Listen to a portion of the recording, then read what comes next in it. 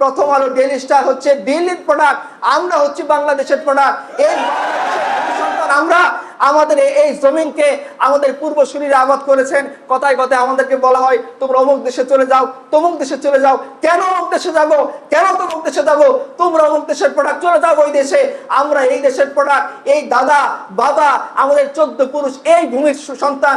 এই ভূমিতে তারা জন্ম নিয়েছেন, এই ভূমিতে তারা মৃত্যুবরণ করেছেন, এই ভূমিতে তারা মসজিদ বানিয়েছেন, এই ভূমিতে তারা মাদ্রাসা বানিয়েছেন, এই ভূমিতে তারা ভার্সিটি দিয়েছেন, এই ভূমিকে তারা ওই অনাবাদী জমি থেকে আবাদী জমিতে পরিণত করেছেন। তোমাদের পূর্বসূরীরা যারা আমাদেরকে অন্য দেশে চলে যেতে বলো, ইতিহাস কিতাব পড়ে নাও। যখন ইংরেজরা এই দেশে আসলো 1757 সালের যুদ্ধের মাধ্যমে, এরপরে তোমাদের পূর্বসূরীরা কি করছে আমি তাদের নাম বলবো না, শুধু ভাসুর শব্দটা উল্লেখ করে গেলাম।